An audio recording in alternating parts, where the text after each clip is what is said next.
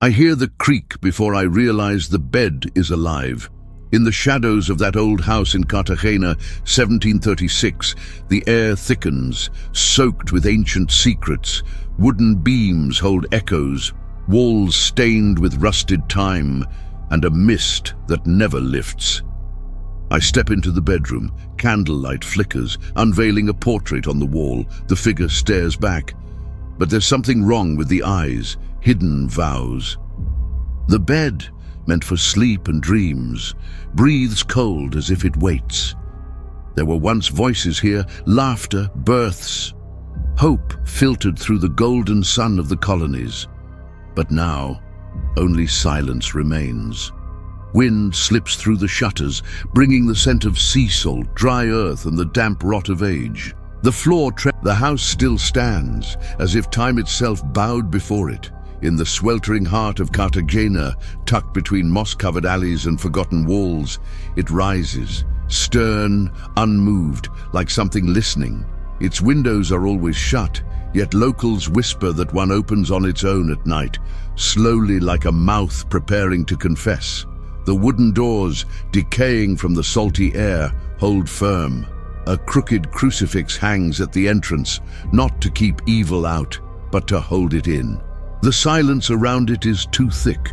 Street vendors, laughter, footsteps, none of it reaches the rusted gate. Even birds avoid perching there. Inside, the rooms stretch like shadowed mazes. Everything smells of burnt oil and wet cloth. Even in daylight, darkness clings to the corners. In the main hall, a portrait dominates the wall. An old family in colonial dress, their eyes absent of any light. Every time I return, it feels like the house has been waiting. And the bed in the back room looks like it's never been unmade. The path to the house is never direct. Even with a map, something throws you off. A wrong turn, a second guess, eyes that glance away at the last second. The iron gate, though rusted and thin, never opens easily. You push with your whole body, meeting resistance as if something unseen is holding it shut. The moment you cross the threshold, the world outside seems to fall silent. Cartagena still exists. Its bells, its heat, its fishermen, but inside, everything hangs in suspension. The walls are thick enough to block sound, yet thin enough to trap memory. Stone floors bear scars that never fade, claw-like grooves, melted wax stains, dark blotches that never fully dry. The inner doors loom tall, always slightly ajar, like they're expecting someone, always someone who never comes. The ceiling climbs too high for the eye to follow. Wooden columns vanish into shadows that never recede, even with all the candles lit. When it rains, water runs down the inside of the walls, as if the house was sweating. The neighbors, few remain, don't approach. Some scatter salt by the gate without looking up. Others cross the street without a word. They say the house whispers when no one lives there. Some swear the attic light flicks on by itself, always at the same time. 20 past midnight. I grew up hearing these tales, thinking they were just meant to frighten. Then I inherited the key, and I learned. This house doesn't hold stories, it holds habits, and it remembers. The first day I stepped in alone, I heard the creak of boards, not beneath me but behind me, like someone was walking just a few seconds too late. I didn't turn around, told myself it was old wood, my mind filling silence with noise. But the steps continued. 3, a pause, then 3 more, perfectly measured, like something was following me, deliberately. Each step raised a chill at the base of my spine. The scent of cloves and rust grew stronger as I neared the main bedroom. Inside, the bed was neatly made, with linens too ancient to be clean. What froze me was this. The pillow had a faint indentation, like someone had just risen or was still there, just unseen. Above the headboard, the portrait hung. The paint was pristine, but time had done something to the eyes. A strange sheen made the matriarch's stare almost wet, like she could blink. Their faces were calm, too calm, posed not with pride but under pressure. I stepped closer, hesitant to touch. The frame was thick, carved with symbols I didn't know, somewhere between holy and pagan. As I moved, the man's eyes seemed to follow, but not immediately. With a delay, as if needing to choose to notice. I felt a sudden, unexplainable shame, like I had trespassed on something that was still theirs. Like the house had never been left behind. Cartagena back then was built on contradiction. Church bells over filthy alleys, faith dancing with fear. The wealthiest families blended devotion with superstition quietly. This house was built by Don Ignacio de Valverde, a wine merchant more proud of his bloodline than his riches. He ordered the design with strange precision, every room to match exactly the house of his birth in Toledo. But in the back room, he had a bed built. Not just any bed. A massive hand-carved thing made of saber wood, a tree the native people believed housed the spirits of the dead. The town priest begged him to reconsider. Ignacio refused, said his family's blood must sleep on sacred ground. In time, the house earned a reputation, not for grandeur but for its stillness. No music, no parties. Even on holy days, the windows stayed shut. Servants left quietly and never returned. None lasted more than 3 months. Something drained them. Joy wouldn't take root. The walls didn't crack. The furniture remained. But time inside people began to dissolve. They aged fast, fell sick with no cause. Some stopped speaking just for minutes. Some neighbors whispered the house breathed backwards, that it sucked air in, didn't let it out, and that the silence from it wasn't the absence of sound, but the presence of something far older than it. I remember the sound of a clock, a ticking, uneven, faint, always present. Even when no clock ran, I searched the rooms. It followed me, a sound that didn't mark time but waited for something. The house keeps its own rhythm. Doors creak at fixed hours, shutters rattle without wind, but only at dusk. And each night, at exactly 3 a.m., a sharp crack echoes from upstairs, the sound of the bed, like someone just lay down. The portrait at that hour darkens. The house doesn't want you to sleep, it wants you to listen, and once you do, you start to remember. There's a stone slab in the yard, small, forgotten, buried under leaves. When I cleared it, I found carvings, names, dates, and a strange mark, an eye inside an inverted cross. I returned to the portrait. That same symbol was on the patriarch's ring. I had never noticed. I searched the archives, the old town library, found little, just one letter from a town clerk that mentioned the house. That family does not pray to God, it read. They sleep atop the pact they sealed. The paper's edges were scorched, as if someone had tried to burn it. Back in the room, the bed was untouched, but footprints in the dust weren't mine. The bedroom windows don't open, nailed shut from the inside. Heavy drapes hang like dead weight, thick with the smell of age. No mirrors, just the portrait. Everything in that room faces the bed, as if it's the altar of some unspoken faith. Sometimes I hear a soft rustle, fabric shifting, as if someone turns beneath the sheets. But when I turn on the light, nothing. The silence returns, heavy. I've learned not to speak aloud in there, not to call anyone by name. My voice doesn't belong. The house hears, and every word I say comes back to me with new meaning that isn't mine. There's a rumor in the old city that the house has a soul, and it speaks through objects. The bed is its anchor, but others orbit it. A rosary that reappears in new places, a smaller portrait that changes color in the light, a shattered mirror that still reflects full eyes. No one brought these things in. They've always been there. Those who tried to remove them fell ill. Fevered dreams, visions, a shadow sitting on the bed's edge. The house does not accept being undone. It repairs itself, like flesh healing around a wound, and the blood that feeds it still sleeps here. No one in the city forgets the year, 1736. It rained for 12 days straight. The sea churned violently, and the cathedral bells rang at the wrong hour. On the 13th day, they found Don Ignacio de Valverde lying in his bed, face turned to the ceiling, eyes wide open and dry like parchment. No wounds, no sign of struggle, just a strange expression around his mouth, the hint of a smile, as if he saw the end before he felt it. The room was locked from the inside. The only key had last been used by a servant who left wine hours earlier. Seeing nothing wrong, the candle by the bed was still lit, its flame flickering with no wind. They say even in death his body trembled, as if something inside him still breathed. The whole town came to the funeral. No priest agreed to give last rites. The bed, they say, remained untouched. Not even the sheet had shifted.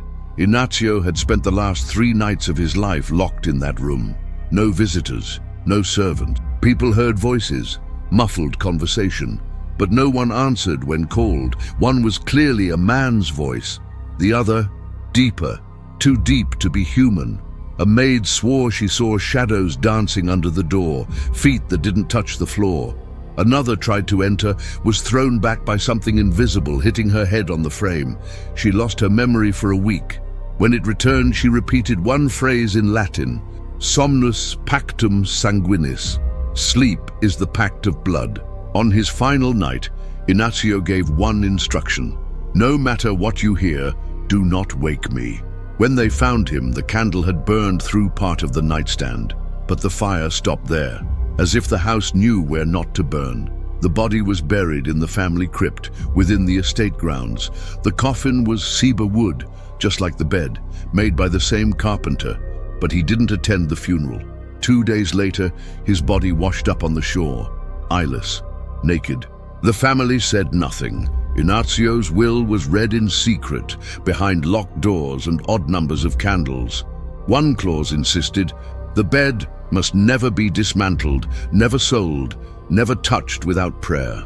The blood must recognize the bed where it sleeps, it said. His wife, Amalia, secluded herself in the adjoining room.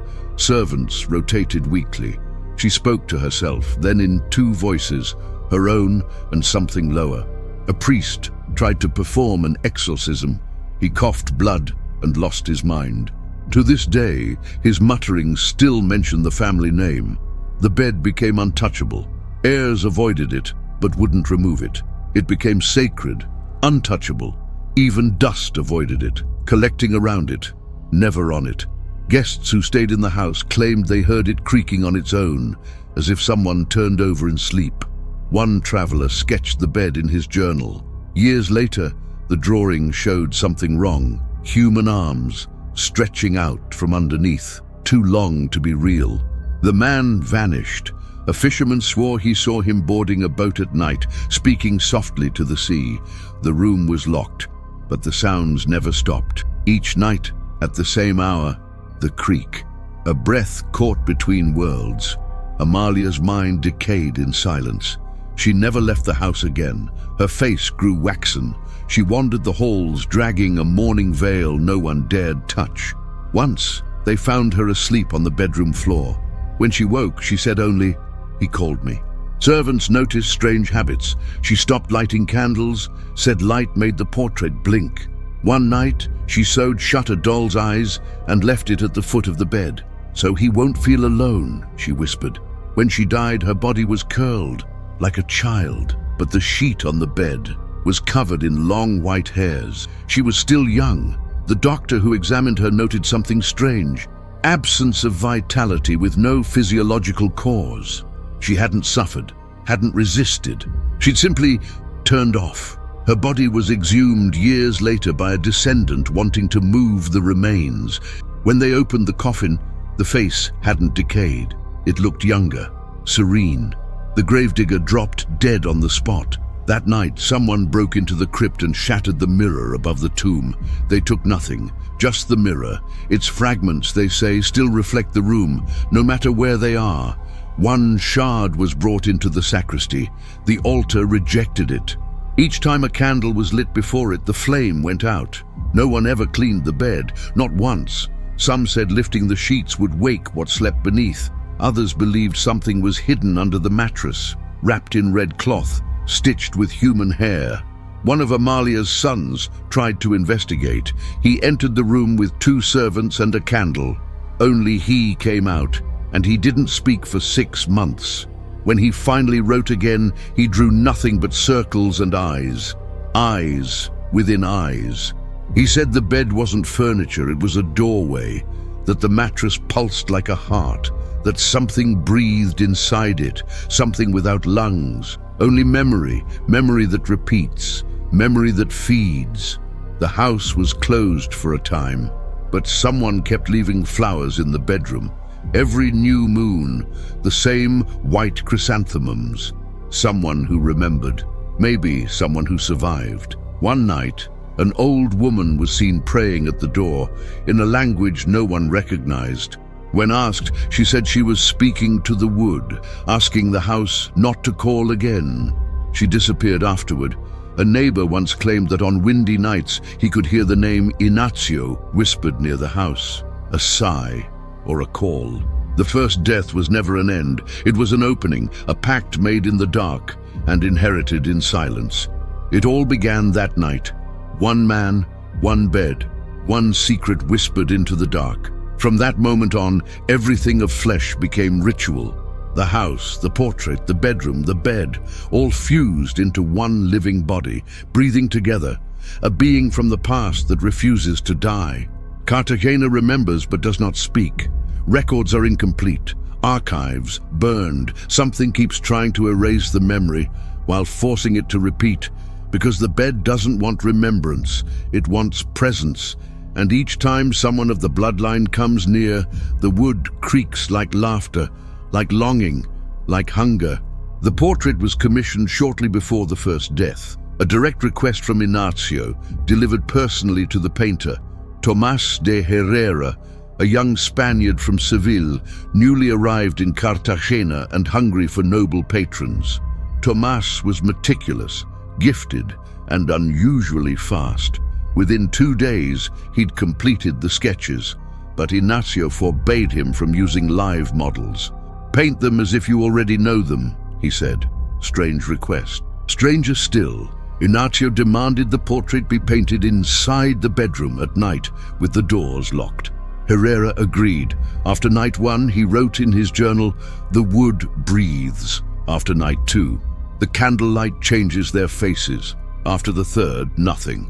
Tomás was never seen again. The painter's disappearance caused a few whispers among the city's artists, but Cartagena had bigger tragedies to attend to: plagues, uprisings, shipwrecks. One missing painter didn't raise many alarms. Stranger still, the portrait was delivered, already framed, already hanging, exactly where it remains today. No one remembered receiving it. No servant, no messenger. It simply appeared, as if the house had painted it itself. The style didn't match Herrera's. The brushwork was older, heavier. People began to notice something unsettling. The family's eyes weren't looking straight ahead. They were all turned slightly, towards something just outside the frame, something in the room. The patriarch wears a ring. The matriarch holds a book. The children sit stiffly, hands in their laps, but their fingers clench, just barely, like they're gripping something invisible. Behind them a window, no reflection, no view, just a dark blur, maybe shadow, maybe smoke, maybe someone. For generations, the portrait was just part of the decor, a reminder of bloodline. But over time, strange changes were noticed. The background darkened with no dust. The patriarch's ring grew shinier each winter, and the eyes deepened. The paint seemed to swell, as if they'd been repainted, over and over, not updated, but evolving. In 1791, a visiting French botanist wrote that he woke in the night to a strong smell of fresh oil paint. He followed it to the portrait room. The door was ajar, no sound inside, but he swore the paint on the edge of the frame was still wet. Later, he found something even more disturbing in the family's old journals.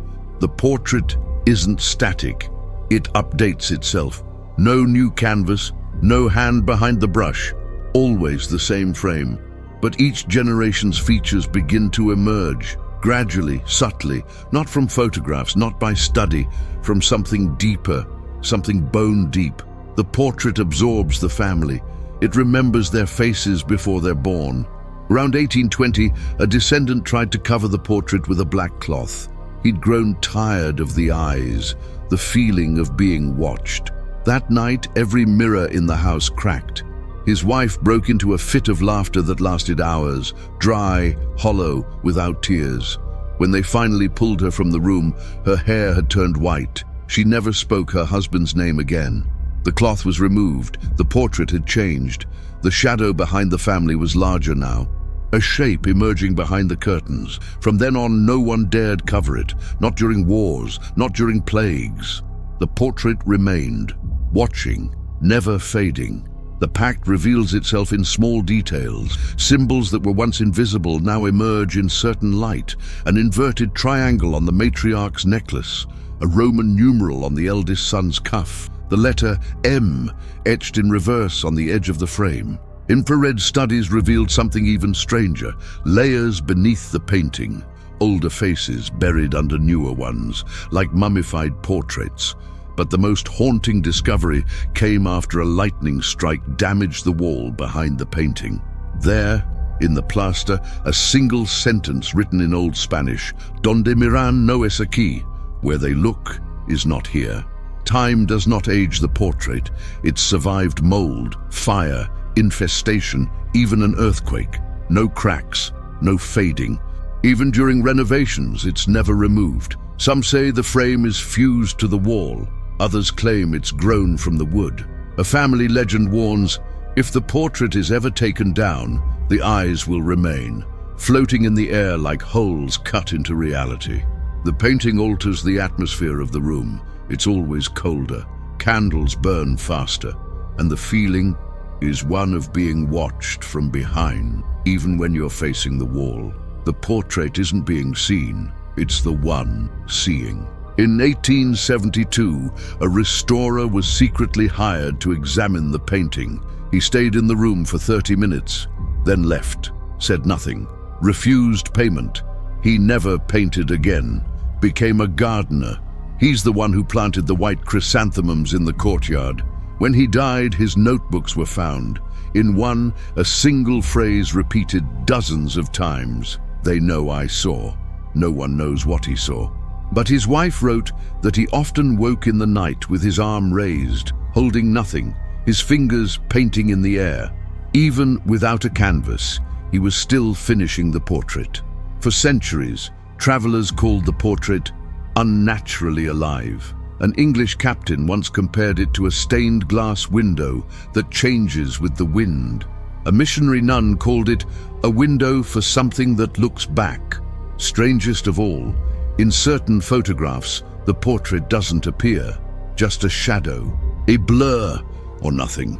In 1901, a photographer attempted a daguerreotype. 3 days later, he went blind, claimed something came out of the image as he took it, and that what appeared in the frame wasn't the portrait. It was the entire room, looking back at him. In the 20th century, after the house had emptied and the story dimmed, someone tried again to remove the portrait. That night came what locals call La Noche de las Luces Negras. Every light in the house blew out. The walls began to sweat. The floor groaned like wood splintering from the inside. The man trying to loosen the frame fainted, burn marks on his fingers in the shape of a ring. Since then, no one touches it. No one stares too long. Visitors report nausea, dizziness, sudden memories of rooms they've never entered, of a bed, a bedroom, and the eyes, always the eyes. The first time I heard it, I told myself it was the wind. That's what I kept repeating, lying in that bed. The window was shut. The air was still, the room too dark to count the furniture. But there was a sound, low, steady, not creaking, not a rat, breathing, deep breathing, like someone asleep, or worse, someone pretending to sleep. It came from beneath the bed. I curled up, hoping it would stop. It didn't. Same rhythm. Inhale, pause, exhale. A breath that didn't need lungs. I closed my eyes, and still I felt it watching me, not with eyes, with intent. It always comes at midnight. Never before, never after. It's not a noise, it's a presence. Descendants who dared sleep in the bed heard it, always the same, but no one said it out loud, not until morning. Those who survived that first night woke with headaches or strange heaviness in their legs, like something had rested there in the dark. Some dreamed of floating eyes beneath the mattress. Others remembered nothing, but always, in the corner of the bed, a small damp mark, like sweat, or tears, or saliva. Something that never dries.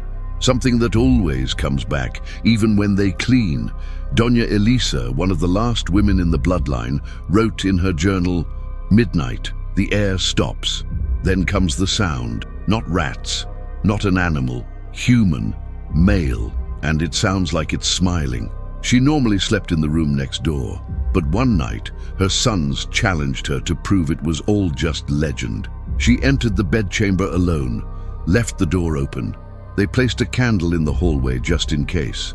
At 3 a.m., the flame went out. When they entered the room, she was sitting on the bed, eyes wide open, skin cold as stone. She survived, but never spoke again, only wrote one name over and over, Tomás, the painter, a name she could never have known.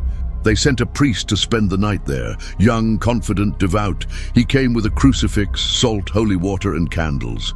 The bed waited for him, still and perfect. At midnight, the silence changed, that thick kind of silence that makes the air feel dark. Then the creak of wood, then the sound, breathing, deep, slow, heavy. By morning, the priest was still kneeling. His hands were clamped over his ears, eyes frozen on the ceiling, as if waiting for something to descend. He had no injuries, but his hair had begun to gray. He never recovered. He spent the rest of his life whispering the same thing. It knows when the blood is its own. The sound never comes when you're ready. It comes when you've almost forgotten, when sleep creeps in. When the candle weakens, always then, the breath returns. No voice, just the sound of something breathing, something that doesn't need a body.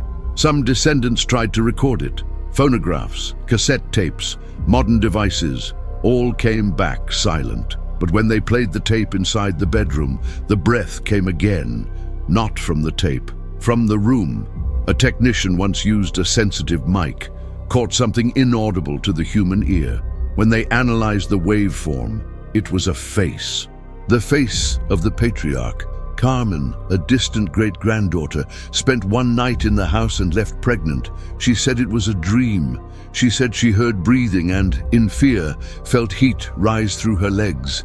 She tried to flee the city, but the baby was born with a mark on his chest, the same symbol from the portrait, only visible by candlelight. Years later, she returned to the house with the boy, slept with him in the bed. In the morning, the child was unharmed, but Carmen's hair had turned white, and her eyes had changed color, the same amber gray of the painting.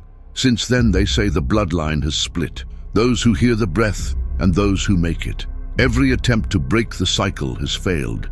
Exorcisms, blessings, prayers, herbs, salt. At best, the sound goes silent for a while, but it always returns. Same hour, same breath. Some tried to burn the bed. The wood wouldn't catch. They poured holy water underneath. The sound turned to laughter. One doctor stayed overnight for research. He brought sensors, monitors. All were dead by morning. He said he dreamed he was beneath the bed, looking up, and someone was sleeping above him. But that someone was himself. There's a pattern. Once someone hears the breath, they never forget it. Even if they run, even if they sell the house, even if they never come back. The sound follows, in dreams, in static, in the silence between songs. A woman in Buenos Aires called a family historian in tears. "I heard the breath of the wood," she said. She'd never stepped foot in Cartagena. Her grandfather had fled in 1923. The curse isn't bound to walls. It drifts, like smoke, like blood in the wind, waiting for the right ears to hear it. The sound has intent. It's not random, not natural. It adjusts to fear, slows when you ignore it, speeds up when your heart races. They say it gets closer each night. First beneath the bed, then beside it, then just behind your head, and finally inside your own breath, as if your lungs learn to breathe with it. Some wake up gasping, others can't breathe at all. as if something is pulling air from the room. Those who survive never sleep in wooden beds again. The breath doesn't return often, but when it does, it wants someone to breathe with it. They sealed the bedroom for a time. Nails, salt, sacred words. But the breath still came, from behind the walls, through the floor. A visitor once claimed he felt it in his left ear, a sigh with no one nearby. Another felt the mattress sink, as if someone had lain down beside him, even with the door locked. And the strangest of all, reports of children born deaf in distant cities who can only hear at midnight, just during the breath. One of them, only 6 years old, wrote this on a page: "The bed calls me by name," and never spoke again. The journal was found by accident, hidden behind the house's altar beneath a loose floorboard that creaked differently from the rest. The young heir who discovered it, skeptical, curious, described it as wet from the inside out, as if it sweated memories. The pages were stained, the ink faded in places, but the handwriting was steady. Ignacio de Valverde, the patriarch, the man who died smiling at the ceiling. The journal wasn't a memoir. It was fragments, like someone writing between breaths, isolated phrases, instructions, pleas, confessions. A life written not to be read, but to be followed. In those pages, the pact began to take shape. Blood became more than inheritance. It became debt. The first line was simple: the bed needs a name, then a date and a symbol. Later, as long as the bed remains, the bond remains. In the earliest entries, Ignacio speaks of recurring dreams, a faceless man who sits at the edge of the bed and whispers promises in ancient Latin. He doesn't fear the presence, he craves it. "I feel my life does not begin until he returns." On nights when the figure doesn't appear, Ignacio weakens, dizzy, fevered. When it does appear, he sleeps like a newborn. He begins asking questions of the figure, of the bed, of the wood itself. And the most disturbing part, he writes the answers as if someone is truly speaking to him. What pulses beneath us is no longer spirit, it is ritual hunger. Ignacio writes this in a darker passage, barely legible, as if his hand shook while writing. He describes the bed not as furniture, but as an inverted altar of flesh, a place where the body rests, but the soul signs away its lineage. He details a rite of 4 candles, where the family name must be burned on paper, and the sleeper's breath sealed with a backward-spoken prayer. "You must offer your sleep to keep the blood awake." The portrait, he insists, must be painted after the first ritual, and each heir will see themselves in it, even unborn. The pact, he says, doesn't require belief, only repetition. A pact only dies when someone sleeps and is forgotten. Later, the tone shifts, almost instructional.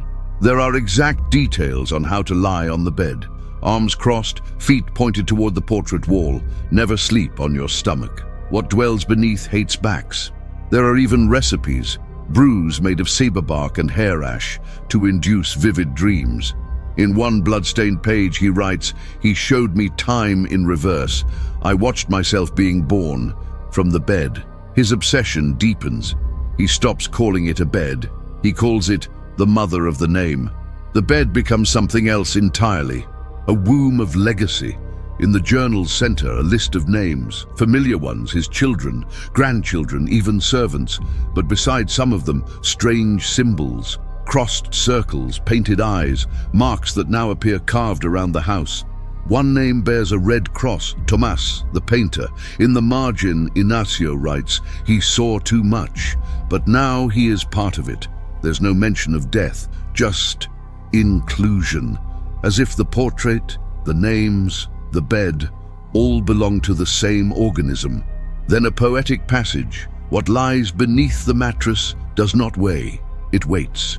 What sleeps there does not dream, it roots. And those who lie without knowing, wake remembering." Near the end, the journal changes voice again. Ignacio begins writing in plural. "We are ready. We will be remembered. The bed is not a prison. It is a portal. He claims the final heir will be born with the mark, and when that happens, the cycle may reopen or seal forever.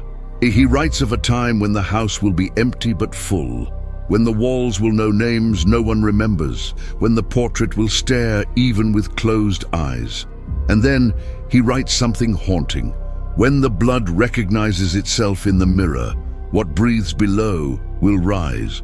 He signs it not as Ignacio, but with something unpronounceable, something erased as if it should never be spoken. The journal ends on a blank page, except for one line, perfectly centered: "Return when you are the last." The paper feels newer, cleaner, like it was added later.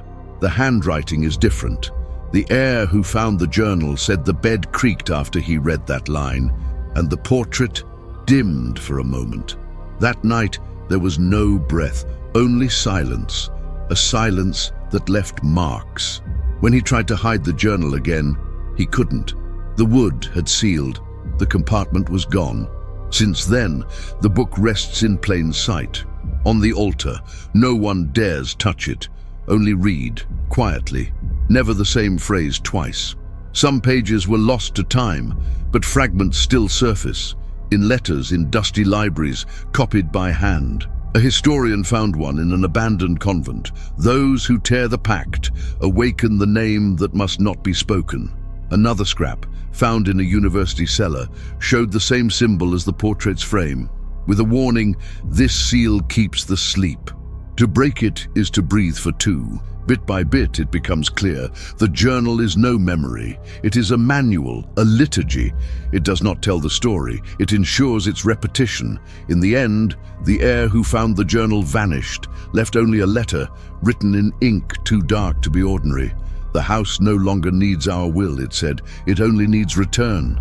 No one saw him leave, no records, no luggage. But on certain moonlit nights, the journal lies open on different pages, as if someone reads it while we sleep, as if what's written there is just waiting for the right blood to keep writing, in the same hand, with the same breath, with the same voice. There's a terrifying consistency to the deaths in the Valverde bloodline.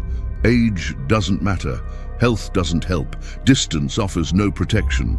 Every direct descendant dies the same way, in bed, lying on their back, eyes wide open, staring at the ceiling, or perhaps at something descending from it. Everybody bears the same mark, a burn-like spiral at the center of the chest, just over the sternum. It doesn't bleed, it doesn't itch, it never fades. More disturbing, in some cases the mark appears hours before death, a warning, a calling. The family doctor, who saw 3 generations pass, wrote in his notes, "They don't die, they are summoned." The deaths aren't violent, but they're not natural either. Autopsies reveal no cause. Heart, brain, organs, all intact. But there's a strange stiffness, a tension in the muscles, as if the body resisted something and lost. The hands always rest on the stomach, one crossed over the other, the feet slightly turned, like someone preparing for a ritual, not rest. In every case, the sheets were undisturbed, not a wrinkle, as if the person hadn't moved all night, or as if something had arranged them afterward. The only thing out of place is the candle, always extinguished, even when it was electric, even when it didn't exist. They tried to run. Some fled to other countries, changed their names, hid their children, but the calling finds them, always. A case in Vienna. A musician died after dreaming of the same unfamiliar bedroom for 10 nights in a row. On the 10th morning, he was found dead, in bed, same position as the others. An autopsy revealed the spiral mark imprinted inside the bone. Another, in Chile, a woman abandoned the family, became a nun, lived in silence for 28 years. Then one night she whispered in Old Spanish, "He sleeps beside me tonight," and never woke again. There are unofficial dossiers trying to trace the pattern. A Franciscan monk kept a notebook for over 40 years, filled with baptism, marriage, and death records. His final entry, "This family tree does not grow, it folds. The generations don't move forward, they cycle, living the same span, the same age, the same ending. Grandsons die at the same age as their grandfathers, on the same day of the week, in some cases, same hour. And always there is a bed, sometimes rebuilt, sometimes copied, but always present, as if the wood knows where to be born again. Records show that those who try to destroy the objects, the portrait, the journal, the altar, die faster. One lawyer who tried to sell the house was found dead in his office, hands on his chest, spiral mark burned into his sternum. He was lying on the floor, but the body was in the exact shape of the bed. Another, a university professor who denied his ancestry, was hit by a car. Witnesses said he turned mid-fall, landed on his back, arms crossed, eyes open, as if waiting, as if accepting. The coroner wrote no cause of death, just one line: the body did not fall, it laid itself down. One of the most famous cases is Javier Valverde, the last Spanish-born heir, raised without knowledge of the curse. At 32, he visited the house, didn't believe the stories, laughed at them, slept in the bed. He recorded audio overnight, was found dead by morning, but the recordings were clear, breathing sounds, and a voice at minute 3, "You came back." The mark appeared 8 hours before he died. The official files were sealed, but the recording spread among occult researchers who noticed something in the voice's frequency. It matched the waveform from the portrait, matched the microphone that once captured a face. The bed speaks. Symptoms show up years before death: unexplained insomnia, dreams of dripping water, a constant sense of lying down even while standing, fear of white sheets. The symbol starts appearing in sketches, doodles drawn absent-mindedly. One woman said her daughter had drawn eyes inside spirals since she was 4. After researching the family, she discovered a direct link to Ignacio. The girl died at 7, peacefully, in her sleep. They didn't notice at first, but when they cleaned the room, a candle lay on the floor, and the pillow was indented, as if someone was still there. The repetition is exact, as if death is a rehearsal. Every body, same position, every face, same look. Not fear, but resignation, as if they'd seen something before their eyes froze and chose not to close them. The mark isn't always visible, but it appears under heat. One doctor scanned a living descendant with thermal imaging. The symbol glowed. 2 weeks later, he died. Since then, they avoid scans, avoid diagnosis, as if knowing would speed it up. The house keeps photographs tucked in boxes, hidden in walls, faded with time. All show the same thing: a bed, a body, open eyes. Faces change, clothes change, years pass, but the pose never does. One photo stands out: a man with a face partly resembling 2 separate heirs, as if he were a mold, as if the lineage is born from repeating traits. In that image, the bed is clearer, and underneath it, there's something: a shadow or 2 eyes. Death isn't the end. It's a transfer. Each generation feeds the next with absence. Even those who try to run return in the eyes of the children. The lineage doesn't fade, it redistributes. There's a logic here, one not made for human time. But the bed understands, the portrait remembers, and the house never forgets. The mark shows up in strange places: fogged mirrors, glass bottoms, cracks in the wall.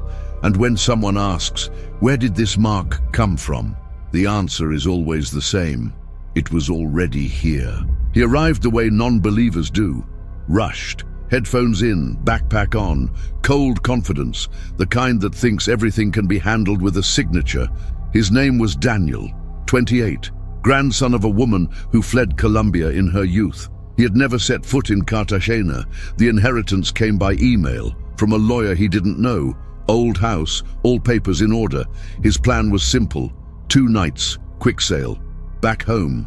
In the cab, he filmed the house, made a joke for his stories. "This place looks like it belongs in a horror movie." The caption saved, but the video was never uploaded. The house was untouched, keys handed over. The lawyer disappeared soon after. Daniel entered alone, The entryway light didn't work. The floorboards creaked. The air smelled of wet wood and old perfume, as if someone had sprayed it moments before he arrived. The paintings were still on the walls, the furniture covered in cloth, and at the end of the hallway, the door, the bedroom door. He avoided it the first night, slept on the couch, made jokes to friends, but that night he dreamed of a bed that gently trembled, and someone whispering, "You returned whole." On the second day, he explored, pulled the covers off the furniture, opened the windows. The portrait made him shiver. "Technically well painted," he muttered, but the eyes seemed to recognize him. He stepped back, left the room, entered the kitchen. The faucet ran for a few seconds, then stopped on its own. The fridge didn't hum, but there was a candle in the center of the table, new, unused. He lit it for fun. At that exact moment, the back bedroom door slowly creaked open, like bones giving way. He blew out the candle. The door never shut again. Daniel stepped into the room. The bed was there, just like in the old photos, just like in the dreams. White sheets, no dust, wood still solid. His chest felt tight, like the air had thickened. The portrait on the wall seemed darker from here. He walked slowly, not afraid, but with the strange ache of déjà vu. He reached the bed, felt nostalgia, as if he'd slept here before, touched the pillow. It was warm, as if someone had just stood up. He pulled out his phone to record. The screen glitched, flickered, and for one brief second reflected a face that wasn't his. He spent the rest of the day trying to distract himself, left the house, wandered through Cartagena, took photos, posted jokes. Colonial City comes with bonus ghosts, but no one responded, not even his closest friends. The phone showed signal, but his messages never sent. At sunset, he returned, not pulled by fear, but something closer to longing. He ate, climbed the stairs. The hallway was darker, the bedroom door open again. The candle he'd blown out was lit, and on the bed, a small impression in the mattress, like someone was waiting for his place. On the third night, he gave in. "Just to get this over with," he said aloud. He lay down. The bed was too comfortable, warm, almost alive. The mattress pulsed. He laughed. "My imagination." Then, just before sleep, he heard it. Not noise. Breath, not from the side, not from outside, from below. Rhythmic, steady, familiar, like his own, but older. He tried to get up, couldn't. Legs didn't move, arms too light, eyes refused to close. And then he saw, not with sight, but with memory, a man lying in the same bed centuries ago. A painting being made in the dark, a woman sewing eyes shut on a doll, a priest with hands over his ears. He saw generations. He saw the candle that never goes out, the journal stained with breath, and finally he saw himself lying there. Same face, same mark, a mirror inside the flesh. "You are the last," the voice said, "but also the first." When he woke, it was morning, but the body was still in the bed. He tried to run, grabbed his bag, the keys, opened the front door. But outside, the world felt wrong. Streets too quiet, sounds muffled, the light off. He stepped back in. Everything was where he left it, except the portrait. The portrait had changed. One more figure now. A young man, modern clothes, vacant stare. It was him. He tried to shatter the frame, failed, tried to tear the sheets. They reset themselves. The house whispered his name, and as he walked the hallway, the framed photos began to change. Images of moments he hadn't lived yet, as if they'd already happened. Daniel didn't die that night or the next, but the mark appeared, faint beneath the skin, like heat rising. He understood. The cycle was ready. The last heir had returned, but death wouldn't seal it. Presence would. Recognition would. He began to write, transcribe everything, left the journal beside the old one, replaced the candle, straightened the sheets, sat on the bed, and waited. Eyes wide open, breath perfectly aligned with the one rising up from beneath. It happened that night. There's no better way to say it. The entire house seemed to prepare itself. The windows, normally sealed shut, creaked. The wood, once moaning softly, now breathed. The candle beside the bed burned too slowly, and time inside the room stretched. Daniel was awake, or thought he was. His body didn't move. His breath was his, but duplicated. Every inhale came with an echo. Every blink lasted too long. Then the trembling began. The bed, not like old furniture, but like flesh, tightening from cold or hunger. The tremor was internal. The floor didn't shake. The mattress did, as if something moved between the wood and the fabric. Daniel tried to speak. No sound. Tried to think of anything else, but all that came was the face in the portrait. Not his, the other, the painted version, the one that already knew how this ended. The room dimmed, even with the candle still lit. Objects lost their edges. The ceiling began to lower, slowly, bending. Then came the crack. The bed stopped trembling, but what rose from beneath didn't rush. It rose like it belonged there. He felt it first in his feet, a weight. Light at first, then heavier on his legs. Not painful, just undeniable. The air changed. It smelled metallic, like rusted blood. In the corner, the portrait bled, not like paint, like tears. Thick, red tears from the matriarch's left eye. They fell without sound, without splatter. The house grew too quiet. Then, the noise returned. Not breath, not a voice, but something dragging, like nails on wood, like skin brushing fabric, coming from under the bed, rising. There was no scream, no fear, just the certainty that all this had already happened. Daniel looked up.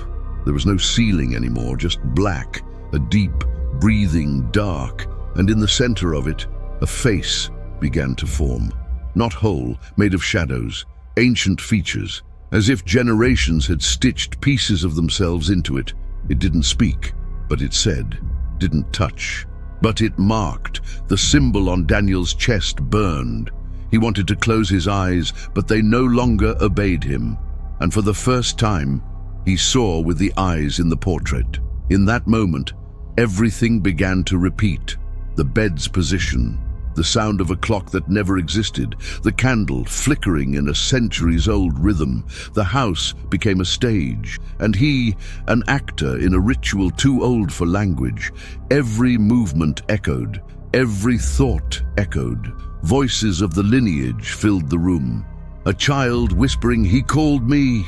A priest muttering, "He knows." A woman screaming, "Don't blow the candle." And Daniel, in the center, understood. This wasn't an ending, it was the repetition, the rite, time bending back to where it all began, and still breathed. The room turned liquid, the walls moved like skin, the floor throbbed. The portrait spun slowly, the bed floated but never lifted. A falling sensation with no motion, a flight with no air. Daniel felt himself in layers. His childhood, a body grown old, the patriarch's face, the painter's fear, Amalia's silence, all inside him. And then he heard, clearly, the voice that always whispered, now spoke. The name is yours. The bed is yours. The bloodline ends when the bed recognizes you as its origin. And then his blood began to rise, not through veins, through memory. His mind accessed pieces of lives he'd never lived, hands gripping a frame, eyes closing slowly, a journal written with shallow breath. And he understood. He wasn't an heir, he was a return. The bed didn't want a new body, it wanted re-entry, a return to the first. Daniel was the beginning. The repetition was the birth. And what was being born was the demon wearing his face. The portrait completed itself. For the first time, the figures smiled, not with joy, with recognition, like seeing a reflection long forgotten. The shadow that had risen from beneath the bed stretched to the ceiling and disappeared into the breathing dark. When the candle finally went out, Daniel was still there, but he was no longer Daniel.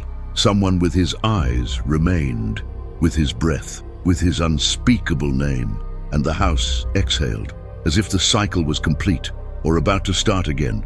Outside, nothing changed. Time moved forward, bells rang, the sun rose, but inside the house, everything was different. The furniture remained. The photos had changed. The portrait glowed faintly, the bed made. Daniel, or what remained of him, walked the halls with calm steps.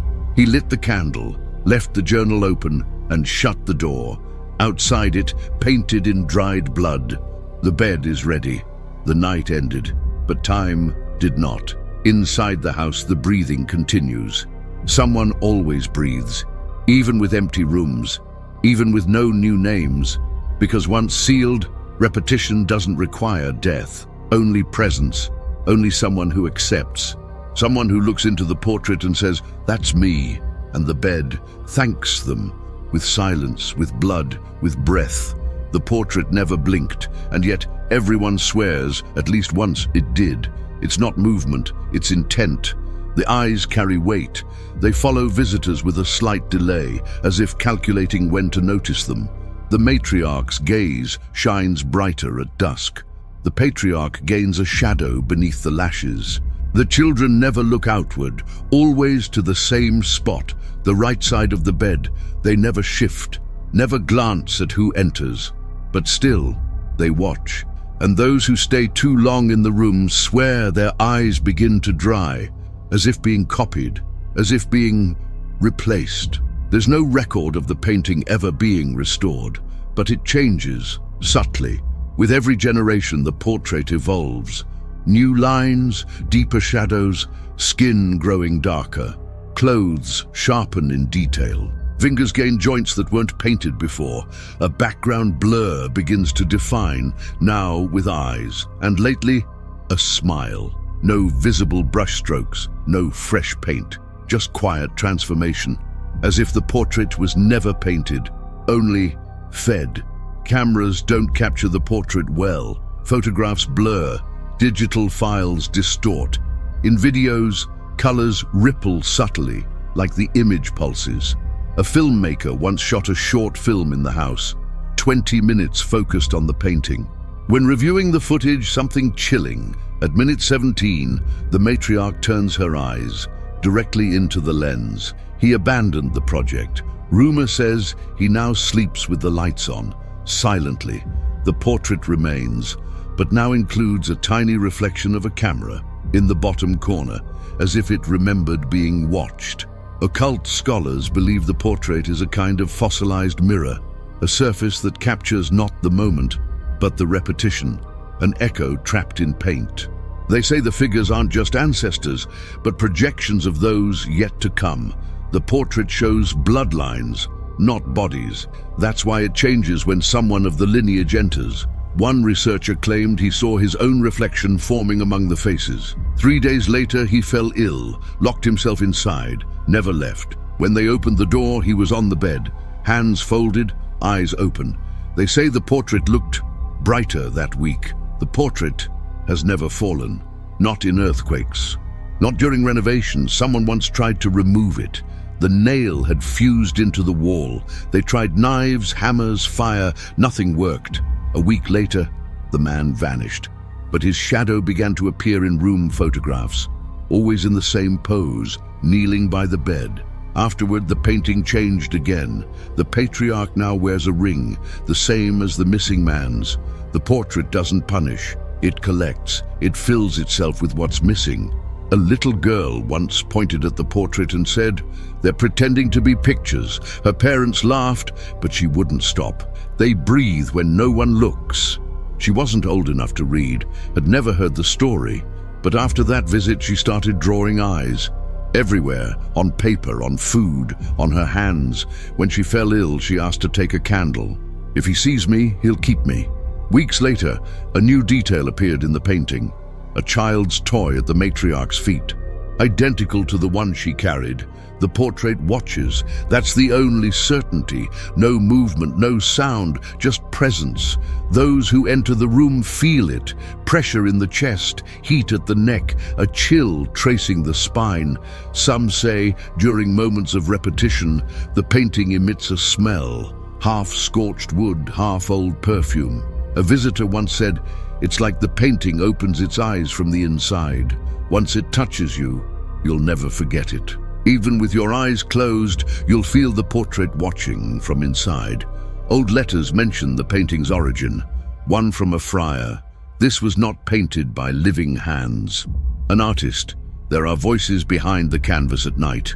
A more recent note from a conservator.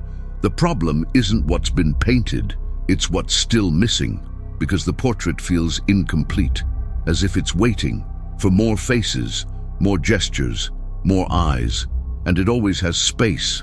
The frame grows. 1 centimeter per generation. The patriarch stares calmly, the matriarch expectantly, the children tense, but it's the background figure that unsettles most. Always unfocused, always lurking. One day it gained eyes, then a hand, a grin. Today, it nearly has a full face, a younger one, a familiar one. Daniel swore the figure wasn't there before the repetition. Now it seems to move slightly when no one looks. They say when the final name is written in the journal, the portrait will complete itself. And when it does, someone will step out. Or worse, someone will be pulled in. Some say the portrait is no longer in the room. Not truly. It's inside the ones who look too long. It lingers in the eyes of those who met its gaze at midnight. A woman returned home and began painting obsessively.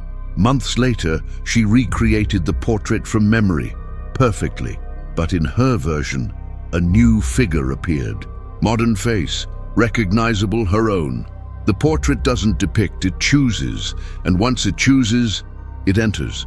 The house, the blood, the time. The bed was never just furniture, it never was. That bed carries something older than wood, deeper than time. Every generation believed it could be destroyed, that the cycle had an end. But the bed isn't a line, it's a circle. It doesn't close, it repeats. And when it repeats, something remains. Daniel survived, but he didn't leave, not completely. He walks, breathes, speaks, but those who look into his eyes see something else. Not fear, not pain, recognition, like someone who already knows what's about to happen, because he's seen it, because he was it, because he still is. The town greeted him with unease. He seems older, a neighbor said. There's something in his eyes that chills you. But Daniel acted normal, went out, bought groceries, read the paper, said he was moving soon, planning to sell the house. But he never handed over the keys, never took visitors to the back room. He slept elsewhere, sometimes on the couch, sometimes on the kitchen floor, as if he feared lying down again, or knew that if he did, something would rise with him. One night, half asleep in the hallway, he muttered, "That's enough. He's seen me," and drifted off. The portrait didn't change, or maybe it changed so much it appears the same. The faces look sharper now, but not at first glance. It's a quiet discomfort, like seeing a familiar person smile in the wrong way. The painting's background pulses on overcast days. Some say it has a smell now. Extinguished candle, wet fabric. Daniel sometimes stands before it for minutes and smiles, but not his smile. The one first seen on the figure in the back, the one no one saw begin. But everyone feels when the candle goes out. He began writing, not with ink, sometimes with blood, other times with the charcoal of burnt wicks. His notes don't follow logic. Dates out of order, phrases in dead languages, excerpts from the patriarch's journal, even though he never read it, and in between, instructions. If the room breathes, don't speak. If the bed trembles, don't resist. If the portrait smiles, it's already too late. Scattered pages across the house, as if someone, someday, would find them and know how to continue, as if the bed needed a new body, but the same voice. One night, the candle lit itself. Daniel wasn't home. Neighbors saw a strange glow behind the curtains, thought it was a fire, but inside all was calm, silence. The bed, untouched. The portrait, clean. Just the candle, burning slow. And footprints, damp, crossing the floor, from the hallway to the bed, then back, like something had left, and then changed its mind. A new crack marked the wall, curved, spiral-shaped, like the symbol on the sternum, like a whisper fossilized in plaster, waiting for its next mouth. Daniel no longer sleeps, or claims he doesn't need to. His eyes are always open, even when closed. He doesn't dream, doesn't eat, but stands. Sometimes he murmurs names, birth dates, children yet to be born. He speaks to the portrait, and sometimes to the silence. He's calm today. She'll resist longer. Don't lay the head before the blood. Phrases no one understands, but they seem to await response, as if he were the new messenger, or worse, the new bed. The bed hasn't been used again, but it's always ready. Clean sheets, fluffed pillow, candle beside it. It doesn't need to be slept in to function. It just needs to exist. And as long as it exists, the house breathes for it. Moisture that never dries, wood that never creaks the same way twice, echoes of voices that don't belong to the present, and time turns in on itself. Visitors grow tired in the room, clocks stop, lights flicker, and someone always asks, "Did you see that under the bed?" Even when nothing was there, the letters keep arriving. From distant heirs, people who found out by chance that Valverde blood runs through them. People who've never been to Colombia, but dream of the room, wake with spiral patterns in their sheets, see faces in mirrors. They beg for help, want answers, but Daniel never replies. He only sends a candle and a note. The bed knows you. None of them are seen again, but their features begin appearing in the portrait's background, as if the painting welcomed them before death. Some claim the cycle ended, that the demon was satisfied, that Daniel won, but they didn't look closely. They didn't hear the sound the bed makes when no one's around, didn't feel the breath at midnight, didn't notice the new detail in the painting, an empty chair beside the bed, an unfinished silhouette, as if something or someone is still on the way, as if the cycle needs no urgency, just presence and patience. In the end, the bed doesn't keep bodies, it keeps eyes. Each death leaves a gaze behind, in the portrait, in the floorboards, in the next heir. Daniel walks the house slowly now, like someone without fear, like someone who holds something, like someone who is the room. And when asked if the bed still holds power, he smiles with a smile that isn't his. The bed never held the power. We just have too many eyes. If this story sent chills down your spine, leave a like. Tell me in the comments where you're watching from, and if you dare to sleep in that bed, and share it with someone who doesn't believe in curses yet.